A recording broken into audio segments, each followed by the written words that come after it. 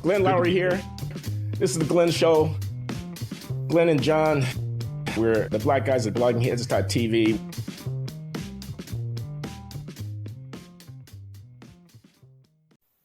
Okay, we are underway. Sylvia Bennett-Stone, it's a great pleasure to be talking to you. This is Glenn Loury. Let me tell people it's the Glenn Show at bloggingheads.tv. My conversation with John McWhorter and I every other week. And every other week I talk with an interesting and informed party that can shed light on some issue of public interest. It's my pleasure to introduce Sylvia Bennett-Stone, who is the executive director of the Voices of Black Mothers United initiative at the Woodson Center in Washington, D.C. I'll let her tell you more about the work. These are mothers who have lost children to urban violence and who are trying to stand in the gap and be supportive of others who have had a similar loss and address themselves to public issues. But I don't want to speak for Sylvia. I'm really grateful that you've been able to spare some time to talk to me here at the Glenn Show. So welcome, Sylvia. Thank you, Glenn. I really appreciate you having me on and appreciate the invitation. And I'm excited about this conversation. As you were saying, we are Voices of Black Mothers United. And let me share a little bit about how Voices of Black Mothers United came about. Please do. I've been a long-time CAN member of the Woodson Center back when it was C&E. And people don't know what the Woodson Center is. Excuse me for interrupting. This is Robert Woodson, the Woodson Center, formerly the National Center for Neighborhood Enterprise, which works with grassroots organizations around the country, empowering people to make their lives better, working on positive solutions, working with, from the least of these, as Bob would put it, Bob Woodson, my old friend, the Woodson Center, and Voices of Black Mothers United is a program within the umbrella of the Woodson Center. I just needed to explain that. Go ahead there. Yes, Mr. Woodson, from knowing me from way back when, and then after the death of my daughter, I dropped off. In fact, when the death of my daughter occurred, I was in the middle of developing a violence-free zone for the city of Birmingham. Let me share a little bit about the death of my daughter. My daughter was July 4, 2004, on the 4th of July. They were caught in a crossfire, and I say they because she and her girlfriend was in the car and was caught in a crossfire of guys shooting at each other at a gas station of all places. And the girls got caught. The bullet went through my daughter's body and stopped in the heart of her girlfriend, and both girls died. I'm so sorry. Thank you. Since then, I had to figure out what was the new normal in my life. You know, I've always been a grassroots organization that did financial literacy, literacy training altogether, employment training. We've done a lot of self-help type programs that we provided for the communities. I didn't know what to do after then because I was caught in between, oh God, how did this happen to me? Wow. But the fact of the matter is that there are a lot of means out here, a lot of mothers who's lost their innocent children to violence in the community. There's no law against going to a gas station. Correct? That's correct. I think we have to do that. I think that's a necessity. However, the problem is that you can go to this gas station and not come home. Too many times have I seen and gone through talking to mothers whose children have been innocently killed. My daughter and her girlfriend were two of them. So from that point on, I started advocating and talking about the violence in our community. No one wants to have that conversation. I quickly found out. Oh, she's just a grieving mother. She needs to go somewhere and grieve alone and be quiet. Then it escalated to the point of she must be having mental illness issues. Maybe she had a nervous breakdown. She just needs to shut up and leave this alone. Her daughter's been dead for 5 years. Oh my God, when is she gonna stop? These are the things that you hear from our community. But yet, if a police officer kills someone's child, the whole world wants to burn down. But we can have 10 shootings and 10 mothers, 10 families destroyed in one night, and no one wants to talk about it. Mr. Woodson of the Woodson Center saw the need to give us a voice. If they don't want to hear us individually, they will hear us collectively. And that's where we started organizing Voices of Black Mothers United. If you think about it, Glenn, Black women have been the leaders in their communities for a long time. And that's not taking away from any male that's in the community. But we've been the candy store lady, we've been the babysitter, we've been the listener, the confidant. We've been it all to all the children in the community. So really, we've been that pillar.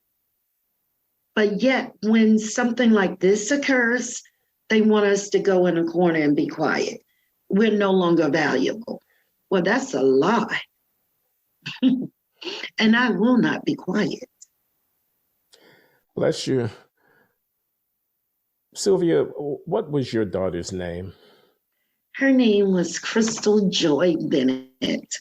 I named her Crystal Joy because it was clear to me that she was going to be a joy to the world, and that she was.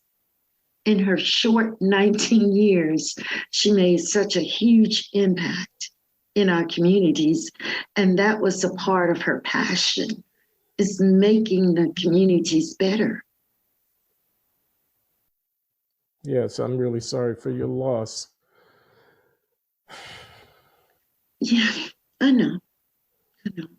Sometimes words just can't seem to describe what we're living in. And working as boots on the ground in a number of communities and working with gang members and all sorts of offenders, children were off limits.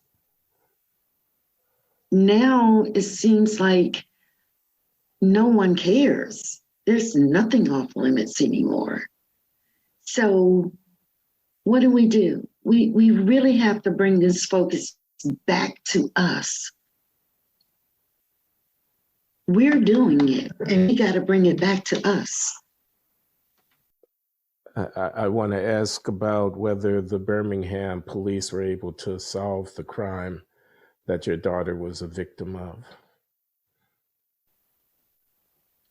Glenn. It was in the jurisdiction of the county, so it wasn't Birmingham police. Although I will say this, a lot of the police officers and lawyers and so forth and so on know me. They knew my daughter from growing up and being around with me in the courts and all these things, right? So you had a lot of people who were very upset with this. We went to court. The guy was identified as to, he was charged, let me get this correct. He was charged with 3 murders prior to my daughters and her friend. On each one of them, he was acquitted. Oh. He disrespectfully said to me, with a middle finger involved, I'm not going to jail. And guess what? Excuse me for interrupting. I have to ask you this, and I apologize. How do you know that he was the guy who did it? On the stand during his trial, he said, I may have killed those 4 little girls. I'm sorry, I didn't mean to kill them. How could he have been acquitted? Everyone is still asking that same question. We were told that the jury said because they did not find a weapon, it was difficult for them to charge him and find him guilty. However, get this. After his trial was the trial of the young man who was driving the vehicle he was in. Did not put his hand on a gun. Did not touch the gun. He was driving the vehicle and he received life without parole. Oh my God. We have a very broken justice system. And sometimes, you would think that that I'm living is out of a movie. These are things you see on TV. These are not things that you live, especially if this is not your lifestyle. So it's very complicated and difficult to even understand. I still don't understand it.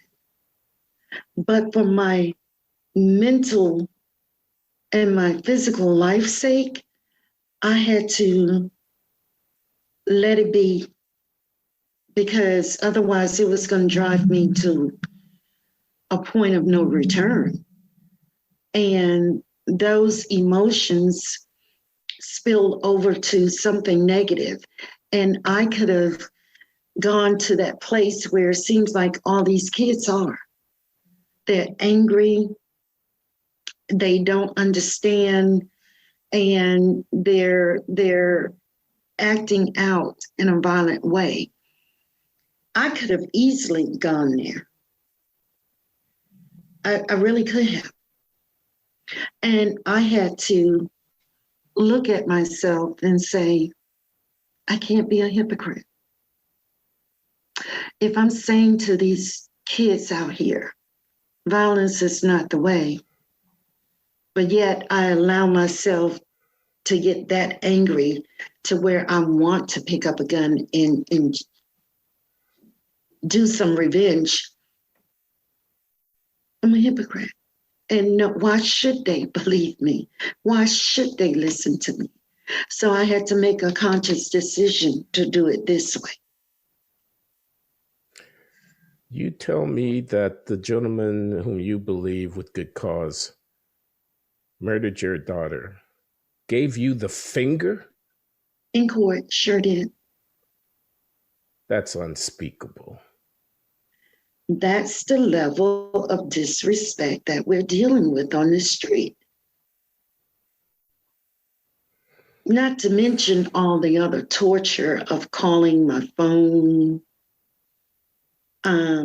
shooting at my house. We went through all of that. To try to intimidate you? Yes, sir. Yes, sir.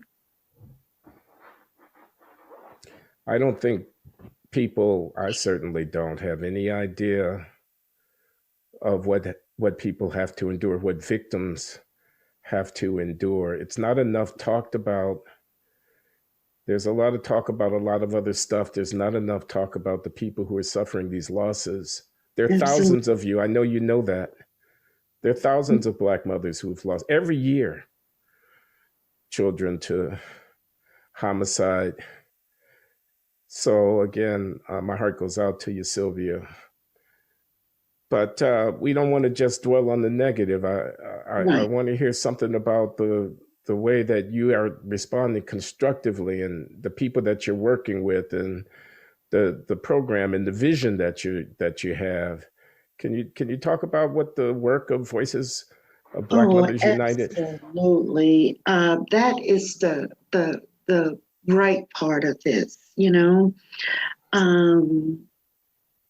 Turning that energy that you have into being effective with solutions in your community is the greatest feeling of all.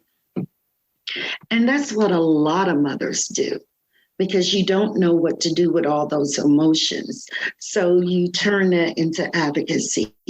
So we have mothers from a lot of states, and still recruiting, coming together as one.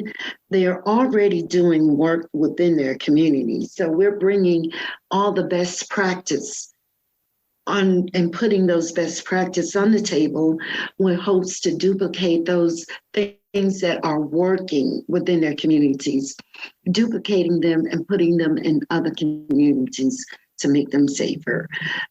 We have 3 initiatives. One is advocacy, and that's where we help heal our communities.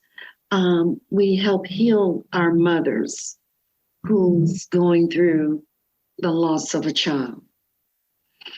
Glenn, 26% of parents die at the death of a child. 26%. Within some period of time after within the loss. 10 years. Mm-hmm. Within my God, oh my God, what a statistic. On the 5th year of the death of our girls, the other mom died.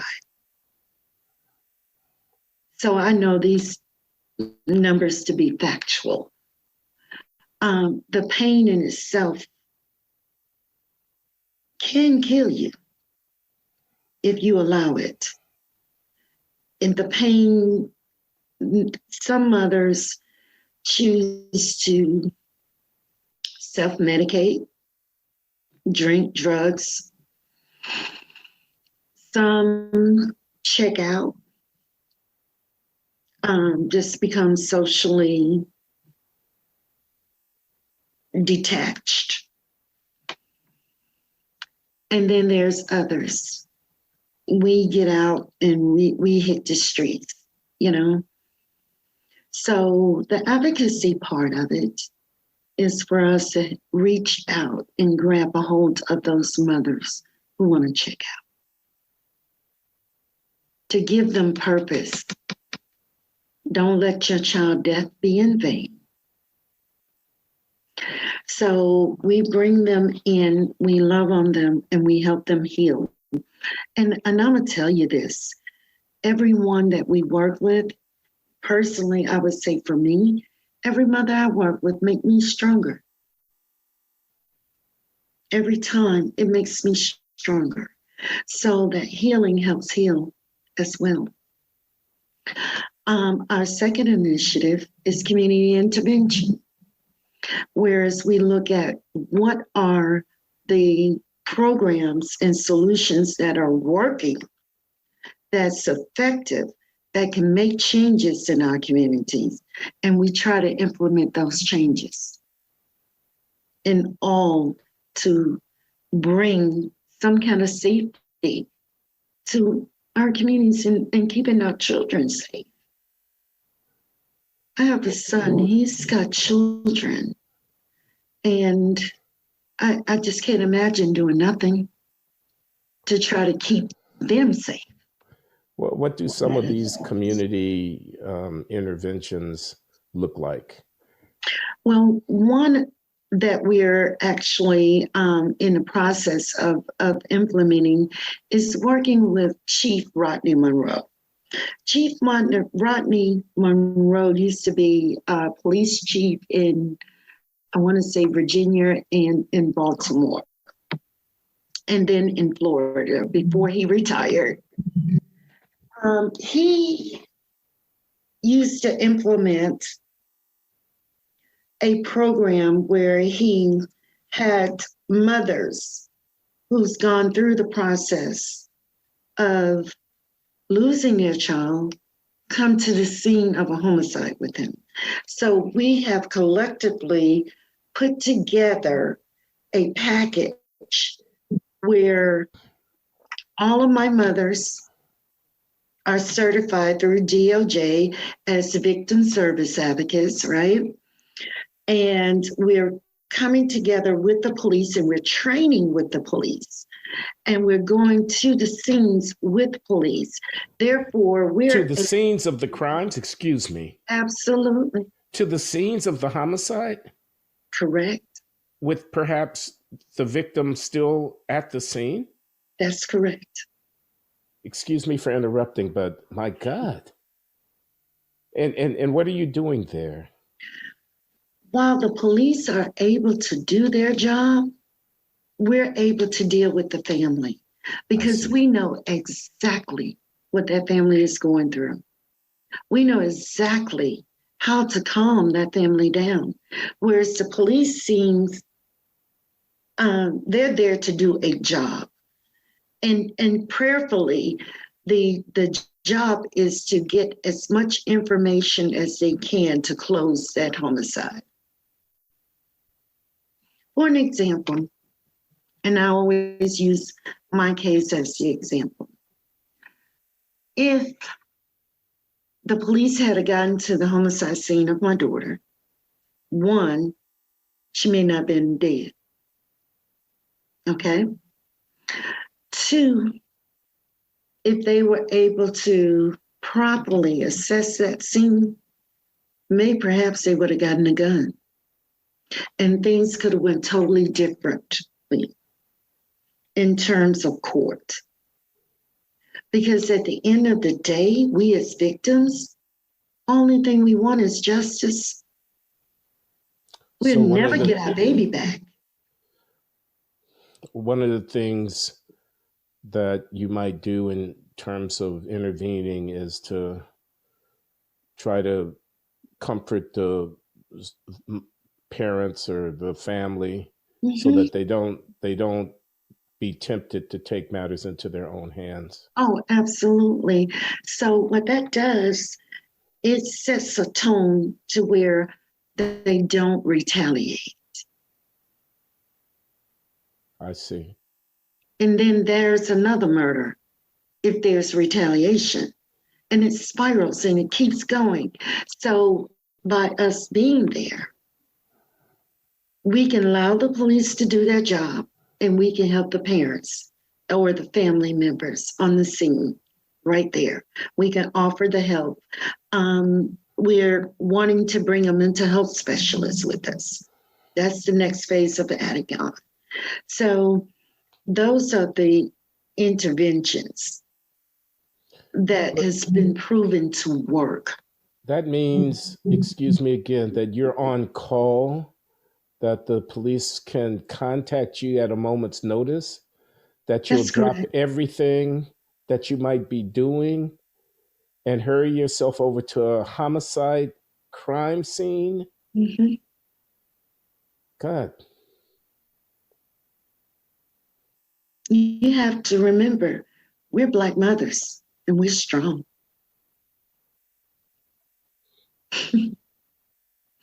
We are so committed to what we're doing. This is not talk. We're talking about solutions. So we are boots on the ground doing what we say we're going to do.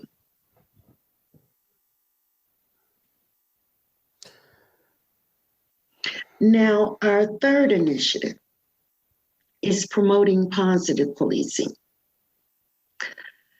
Okay, so we're saying we don't support the defund the police initiative at all, because realistically, and if you talk to the people in the community, just about 80% is just going to say, man, we know we need the police in our communities. We know that. But why is it that they don't speak out and say these things in their community? I don't know. So we became that voice. And now you have more people saying, oh, yeah, it's ridiculous defunding the police, right? But we are saying that we want to promote positive policing. I work with police all day, every day for years. There are some good ones and there are some not so good ones. And that's just the truth of the matter. Yeah. I always use the example of a customer service clerk. You have some good ones and you have some not so good ones, right? You know, so there are professions that people just should not be in. And there's no different than the law enforcement. Some of them should not be there, right? So we want to promote that positive policing. We want to promote those who have sworn to be peace officers and doing just that. We want to promote those officers who are getting out, getting to know their community members within their beat, right? Those are the ones we want to encourage, we want to promote, and we want to support. And we want to encourage others to do the same. How do you do that? How do we do that? One, we start community communications, meaning bring together police and the community to the table. A lot of what the community hear about the police is from the community, right? Yeah. So you don't give those officers a chance. You don't give them, you don't get to know them. Just recently, we had a forum where we brought police officers and victims of violence to the table. They had exchange where they said their piece, police said their piece, and then they said, well, wow, I never knew that. As a result of that, we had one mother whose son was actually shot and killed by police. And her tone in her community was anger towards law enforcement altogether, which set the tone in her community. Everyone was going to back her up, right? But once she actually sat there and talked with a lot of the police officers, she realized it wasn't the law enforcement that killed her son. It was that one police officer. So she can go back and set a different tone in her community and break down some of those barriers. And look, Glenn, in breaking down those barriers, what does that mean for the community? If they engage with the law enforcement, that means that they will feel better about talking to law enforcement. That means that they're taking control of their community by talking to law enforcement. Because see, now, if I say to you, well, here's the murderer of little Johnny, you're getting that bad apple out of your community. Because if he murdered little Johnny, he just might murder your little Sally, because he don't care. So you're getting that bad element out of your community, which in turn, you're making your community safer. So they're taking charge of their own safety in that community by just breaking down those communication barriers. Sylvia, I have got to ask you the question that the college professors are going to ask, which is, from the ground level, that your personal experience, everything you're saying is very compelling. There are good police, there are bad police. Innocent people are being killed. They need to be comforted. Their families need to be comforted. Revenge is not the answer. These things need to be said. They're true. But, okay, so here comes the college professor. Okay, come on. There are systems at work here, not just individuals. There are structures that are implicated. There's poverty. There's racism. It's in the police department, the racism. The poverty blights the lives of kids, even some of them ending up with guns in their hands. They never had a chance. They grew up in a housing project. There wasn't any summer opportunity. The schools failed. There are guns everywhere. The Black people didn't bring the guns into the community. They're not responsible for the culture where they celebrate the gun. The police departments, the blue wall of silence. When there are bad apples, they end up not getting held accountable. Very rarely do they get held accountable. There's a reason for the anger against the police, etc. So while we have, this goes to college professor, this is just me being devil's advocate, okay? While we have enormous sympathy for your loss, we feel so sorry for you, etc. And we respect you. We can't take our eye off of the systems and the structures, the racism, the poverty, the rogue police departments, the lack of justice, the root causes of gangs and drugs and violence. We have to keep our eye on the system if we're going to really get justice. There's justice in the small, and then there's justice in the large. And again, with great respect, we can't take our eye off the ball about the justice in the large. So, okay, that's the speech. Forgive me for having to say it, but I want to hear how you react to it. Okay. Let's go back to one of the things that I said.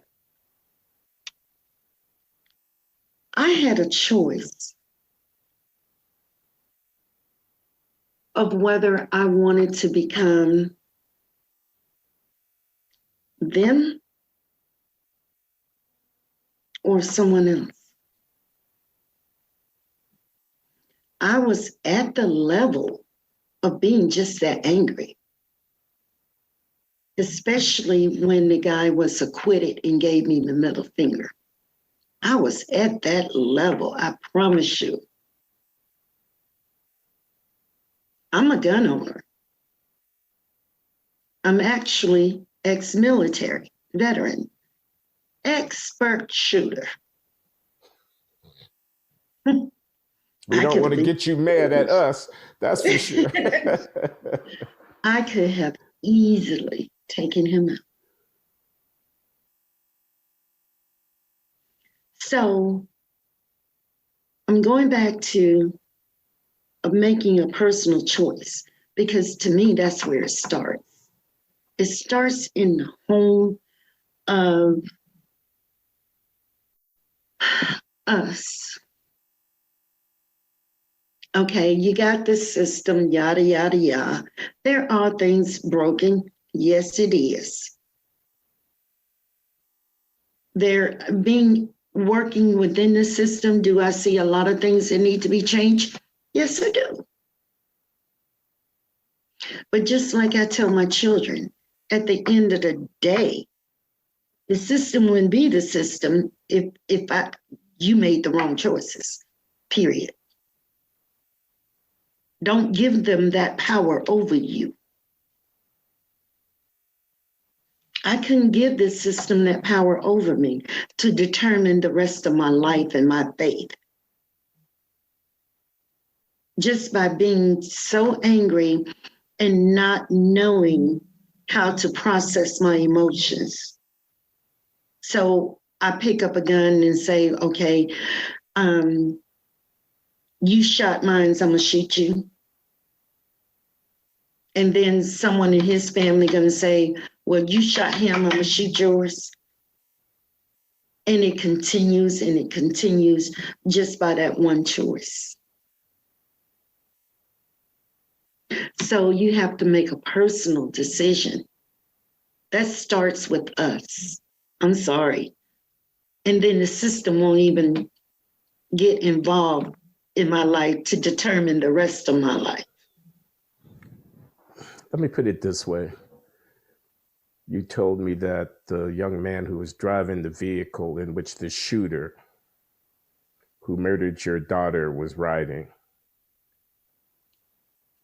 got sentenced to life without the possibility of parole, even though the shooter himself walked. Mm-hmm. So here's my question, Sylvia. What would you say to the mother of that young man, the driver of that vehicle, about the system? Glenn, I had to really, really, really do some soul searching. I did not ever meet the mother of that young man, but I did meet the grandmother. And the grandmother's position on the death of the girls, well, it was just their time. They were going to die one way or another. They just got caught by the bullet. Wow.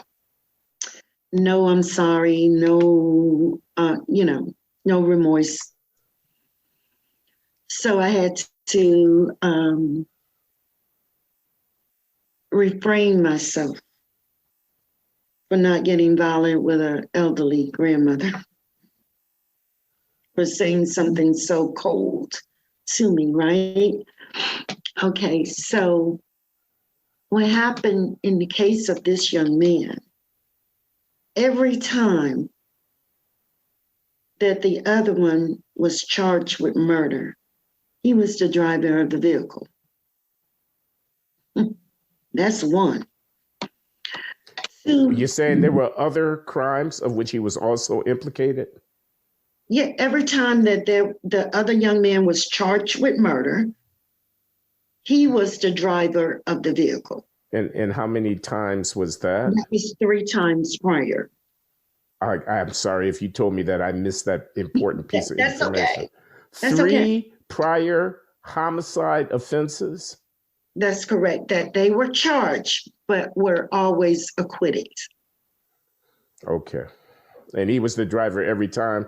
Because I He guess was it was a gang or a group of people who rode together.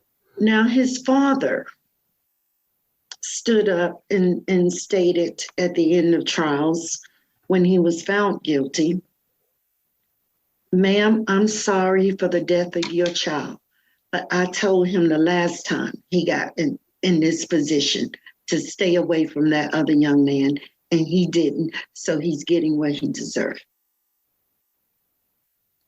Now, the law states is that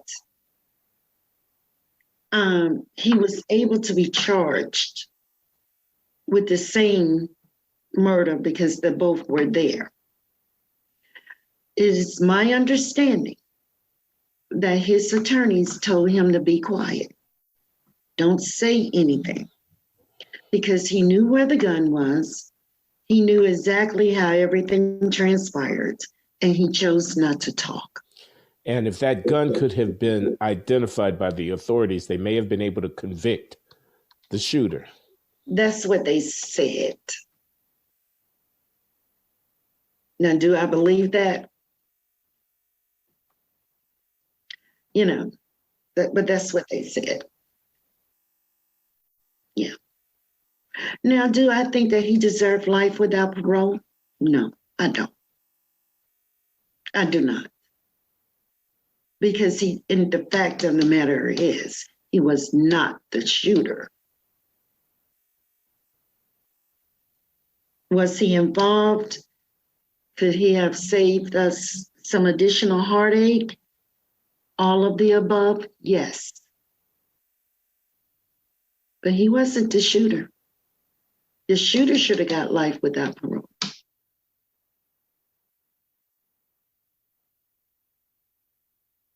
So our case have become a very interesting study case for law students. I noticed at the website for Voices of Black Mothers United that you have state leaders in different states like Pennsylvania and Maryland and Alabama and whatnot, Indiana. I was very impressed. So you're branching out, you're active, not just in your own local community, but starting to be around the country.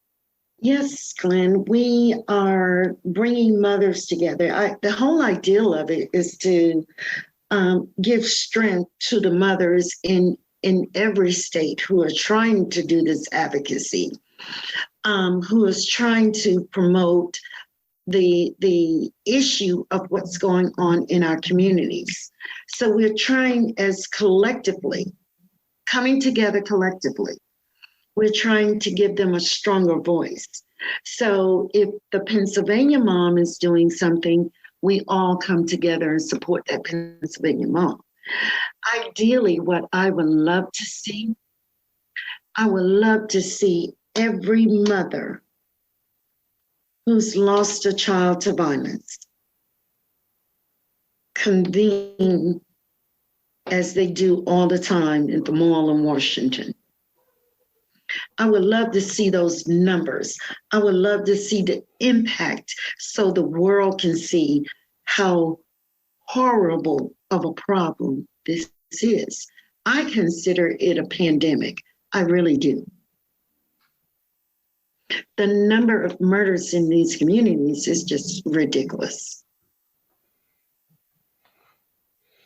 How would you feel about connecting up with families who've lost children to mass shootings, school shootings, things of this kind? Is there anything like that percolating in the background? It is. Violence is violence. The pain that a mother goes through putting her child in a ground or in a vault with the hopes to see them one day spiritually. There's no description for that kind of pain, right? And there's no economic lines for that kind of pain. There's no color lines for that kind of pain. We all experience that same pain, whether the mom had to deal with a suicide or opioid OD. It's still the same thing. So we would love to bring together all of us to the table because opioids is a big problem. Suicide, especially from bullying, is a big problem. But at the end of the day, when we come together, we share the same hurt. Sure. There's nothing different. And there's no separation of that hurt. It's not black hurt. It's not white hurt. No, absolutely not. It's not a racial hurt. It's a human hurt. It's a human hurt. It's a mother's pain. That, I don't know, but for me, I love giving birth. So, I think about and tell the stories about the birth of Crystal. She's this big, fat little butterball. And I love carrying her. I love every kick, every heartbeat. I can remember those things.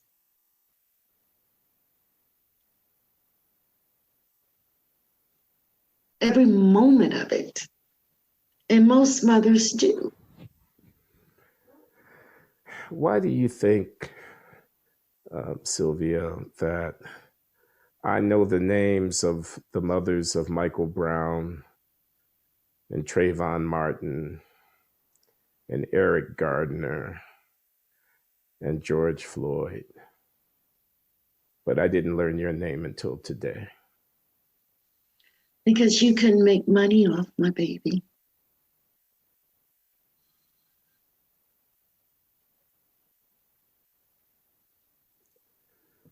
I'm going to tell the truth and shame the devil. That's something my grandmother used to say, tell the truth and shame the devil. My daughter,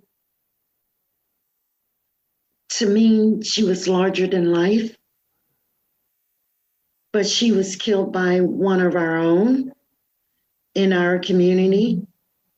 So we're so desensitized that that's just normal. What? It's Monday. 10 kids died. Okay. But let a white policeman kill one of us, whether they're in the wrong or the right. We can make money off of that. We can put that across the billboards.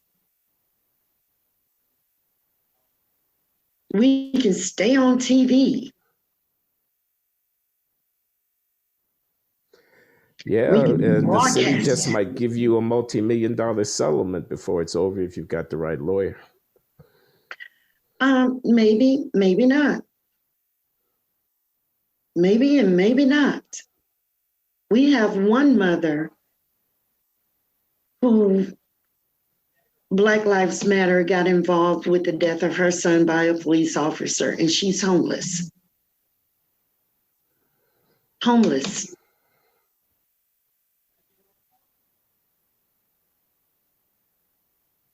Now, I can see under ordinary circumstances how that homelessness can happen because you totally shut down.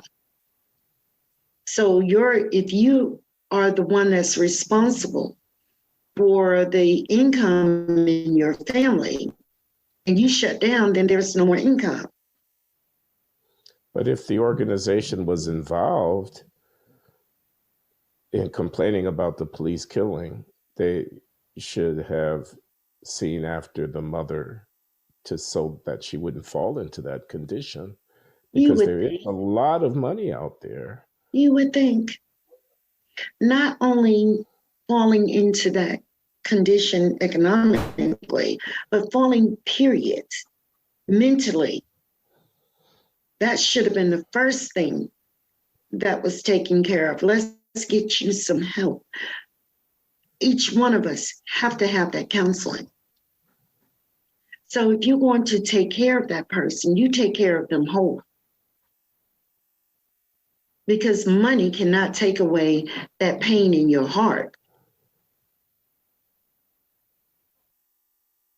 So if you're truly concerned about that person as a human being, you're going to start with taking care of their mental stability. You're going to start by loving on them.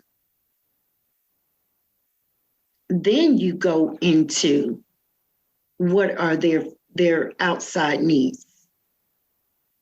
But you're going to make them a whole person again. That's the first thing. You start with that love. Where's the love?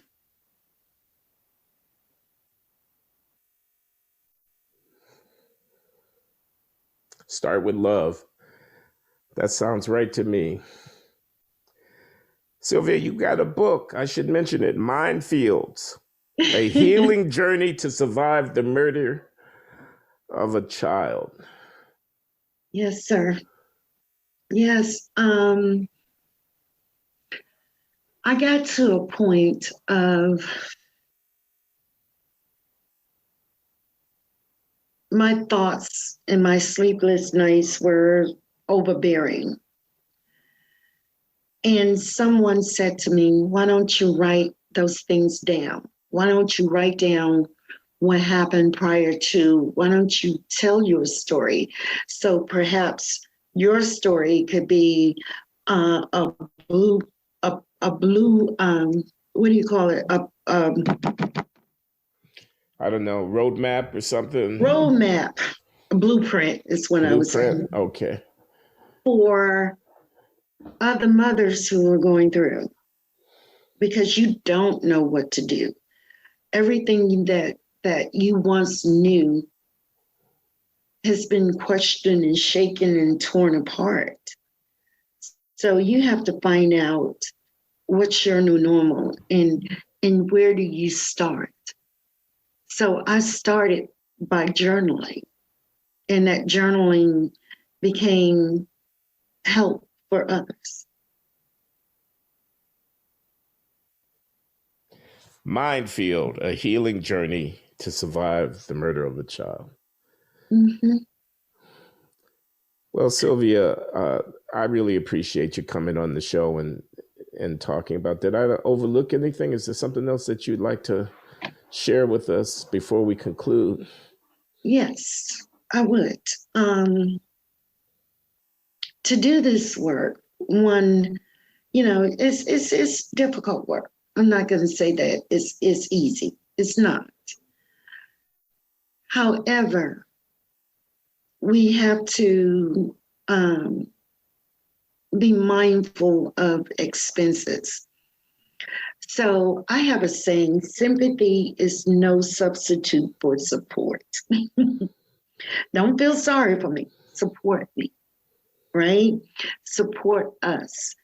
We need funding like no other to continue to do what we do, to continue to come up with solutions to be able to duplicate them in other parts of the states. So if you see in your heart to support us, please do.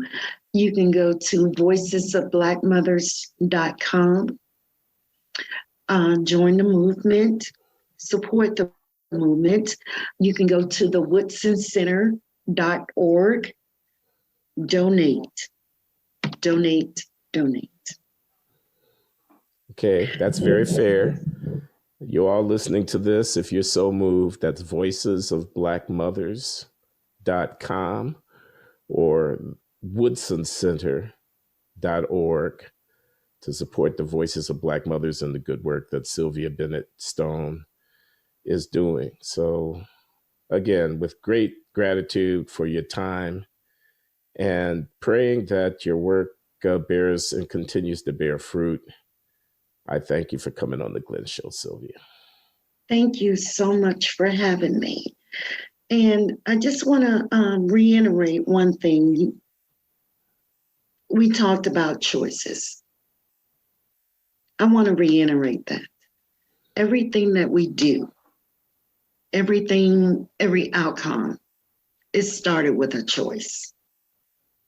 I made the choice to be nonviolent. I made the choice not to retaliate. And I want to encourage anyone that's out there that's thinking about doing something, remember, whatever the consequences may be, it started with that choice. And if we could promote positive choices within our communities and getting our kids to start thinking differently, then perhaps that too can decrease some of this violence. It's a choice, no matter what's put in front of us, whether it's a gun or a drug. It's our choice at the end of the day to pick it up and to use it. Or to leave it right where it is and keep on stepping. Okay. All right, my dear. Thank you very much. We're going to sign off now. Thank you. I enjoyed this very much. Bye-bye.